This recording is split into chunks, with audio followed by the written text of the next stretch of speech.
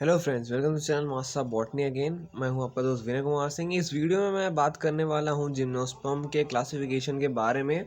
तो चलते हैं, देखते हैं, क्विक रिव्यू करते हैं। सबसे पहले मैं आपको बता दूं कि जो क्लासिफिकेशन है टेरिडोफाइट्स का या जिम्नोस्पर्म का, वो उतना एग्ज़ाम परस्पेक्टिव से इम्पॉर्टेंट नहीं है। फिर भी आपको थोड़ा सा जानते रहना चाहिए, या जो भी अदर आप कहीं पे एग्ज़ाम देने जाएंगे तो वहाँ पे आपको पूछ सकता है, क्योंकि ये इनका जो है इतना सारा क्लासिफिकेशन है कि उतना इन पे ज़ोर नहीं दिया जाता है। मोस्ट ऑफ जो क्वेश्चन होते हैं वो इनके जनरल कैरेक्टर वगैरह पे पूछे जाते हैं।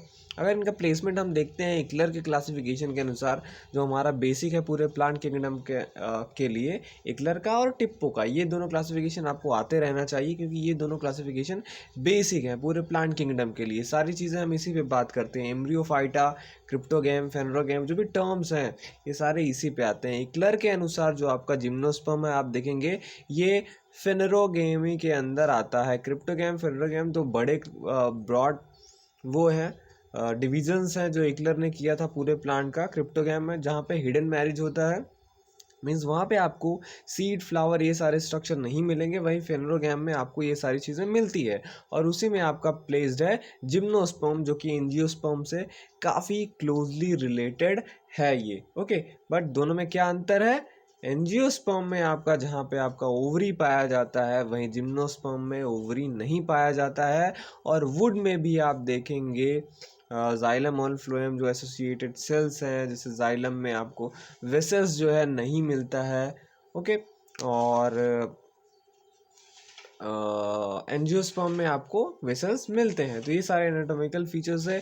टिप्पो के क्लासिफिकेशन की बात करें तो इन्होंने मैंने बताया आपको पूरे प्लांट किंगडम को थैलोफाइटा, एम्ब्रियोफाइटा में डाला है, मतलब क्लासिफाई किया है।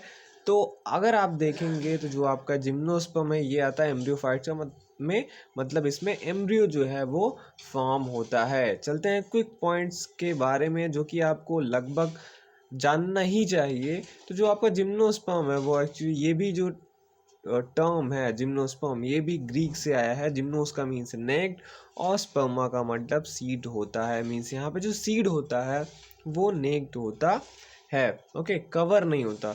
देखिए, अगर मैं आपको इसका वो बताऊं एंजियोस्पर्म के साथ रिलेशन, तो दोनों में केवल एक ही रिलेशन है कि जैसे आप देखते हैं एंजियोस्पर्म का, जब आप पढ़ते हैं उसमें ओवरी, स्टाइलिस्टिग्मा, ये सारी चीज़ें तो यहाँ पे नहीं पाया जाता।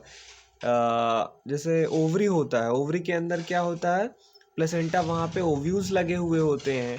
तो ओवरी ना होने की वजह से जिम्नोस्पर्म में जो ओव्यूल्स है वो नेक्ड होते हैं। मीन्स वो बाहर से ही दिखाई देते हैं। ओके, आपको लगे हुए मिलेंगे उसमें ओव्यूल्स। और वहीं पे एंजियोस्पर्म के अंदर क्या होता है, ओवरी के अंदर ओव्यूल होता है। यही इन दोनों में बड़ा डिफरेंस है। और अगर टर्म की बात करें तो जिम्नोस्पर्म टर्म है, ये थियोफेस्टस ने दिया था, और ग्वेबल ने इसे बोला था phanerogams without ovary. Means phanerogams है ये विदाउट ओवरी, बिना ओवरी के। जैसे ओवरी एंजियोस्पर्म में पाया जाता है। अगर कब इनका ओरिजिनेट ये कब हुए थे, तो वो है आपका पेलियोजोइक एरा में इनको माना जाता है कि ये ओरिजिनेट हुए थे। वहीं अगर इनके डोमिनेंस की बात करें कि ये जब फुल अपने उसमें थे, अर्थ पे डोमिनेट कर रहे थे, तो वो टाइम था आपका जुरासिक और Cretaceous period of Mesozoic era का। अगर बात करें इनके कितने जेनरा और स्पीसीज हैं, तो वर्ल्ड वाइड में इनके 70 जेनरा हैं, 725 स्पीसीज पूरे वर्ल्ड में। वहीं अगर इंडिया की बात करें तो इंडिया में लगभग 46 जेनरा है और 146 स्पीसीज है। डिस्ट्रीब्यूशन की अगर हम बात करें, तो नंबर हुआ कि कितना नंबर है पाया जाता है। डिस्ट्रीब्यूशन की अगर हम बात करें तो आप देखेंगे कि ये जो है वर्ल्ड वाइड टेम्परेट रीजन्स पे ज़्यादा है, ट्रॉपिकल में ये कम है। ट्रॉपिकल में जहाँ पे गर्मी रहती है, बारिश ज़्यादा होती है, उन जगहों पे ये कम पाए जाते हैं। ये ठंडे जगहों पे ज़्यादा रहते हैं। जैसे अगर अपने इंडिया पे बात करें तो ये हिमालयास पे जो है, अगर आप जाएंगे तो वहाँ पे ये पौधे जिम्नोस्पर्म के आपके बहुत मिलेंगे। अगर प्लेसमेंट की बात करें तो आप देखेंगे ये टेरिडोफाइट्स और एंजियोस्पर्म के बीच में जो है इनका लगभग प्लेसमेंट है। ओके, क्लासिफिकेशन जो मैं आपको इस वीडियो में बताने वाला हूँ वो स्पॉने का है। आपके सिलेबस में जो BHU का है, अगर आप वहाँ पे BSc में देखेंगे तो आपको स्पॉने का क्लासिफिकेशन दिया हुआ है। एक बार फिर से मैं बता दूँ, क्लासिफिकेशन इन सब का उतना इम्पोर्टेंट नहीं है, फिर भी आपको ये चीज़ें जानते रहने चाहिए। जैसे जिम्नोस्पर्म है, यहाँ पे अगर स्पॉने का हम देखें, जो इन्होंने क्लासिफिकेशन दिया था 1965 में, तो इन्होंने 3 क्लासेस दिया था जिम्नोस्पर्म में, साइकेडोप्सिडा, कोनिफेरोप्सिडा और नीटोप्सिडा। और फिर उन्होंने उसमें ऑर्डर दिया था, ठीक है, बहुत सारे। साइकेडोप्सिडा में 4 ऑर्डर, कोनिफेरोप्सिडा में 4 ऑर्डर और नीटोप्सिडा में केवल एक ही ऑर्डर था। ऑर्डर क्या था? पहला टेरिडोस्पर्मेल्स, फिर बेनेशियल्स, पेंटोजाइलेल्स, साइकेडेल्स।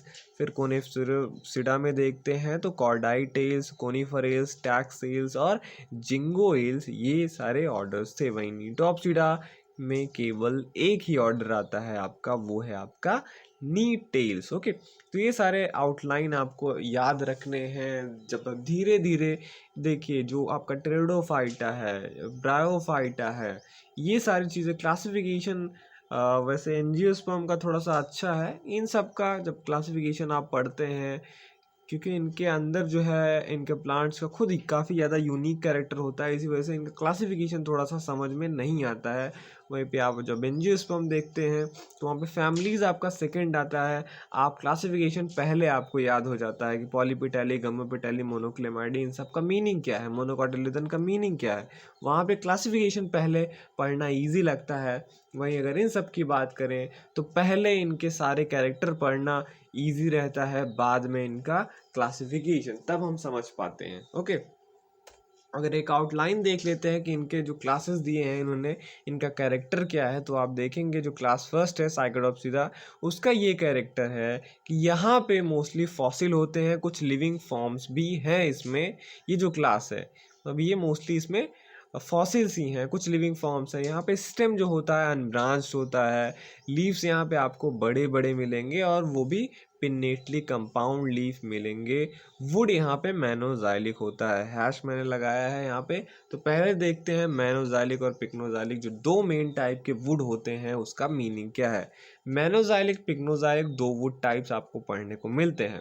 मैनोजाइलिक का मतलब है यहाँ पे जो वुड होगा वो कॉम्पैक्ट नहीं होगा। कॉम्पैक्ट मीन्स हार्ड नहीं होगा, बिकॉज यहाँ पे क्या होता है, प्रेजेंस रहता है, वेल डेवलप रहता है। यहाँ पे जो पिथ होता है और कॉर्टेक्स सिस्टम होता है, प्लस मिडुलरी रेज जो पाई जाती हैं वो काफ़ी ब्रॉड होती हैं, इस वजह से इनका वुड कॉम्पैक्ट नहीं होता। देखिए, जिस वुड में पिथ में आप जानते हैं बीज का हिस्सा, वुड के भी अंदर अगर पिथ वेल डेवलप होता है तो वो जो होता है स्टेम कमज़ोर होता है।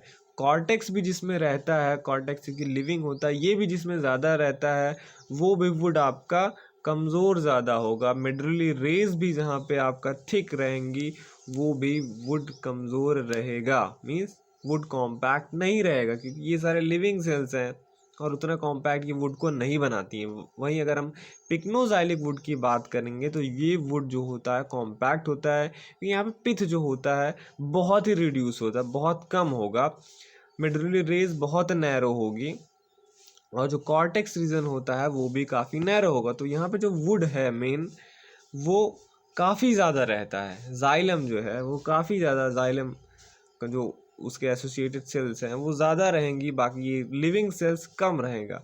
तो मतलब वही है कुल मिला के, पिथ, कॉर्टेक्स और मिडुलरी रेज जहाँ पे ज़्यादा रहेगा तो वो वुड मैनोजाइलिक हो जाएगा, और वहीं अगर पिथ, मिडुलरी रेज और कॉर्टेक्स आपका ये रिड्यूस रहेंगे तो वो वुड आपका हार्डर होगा।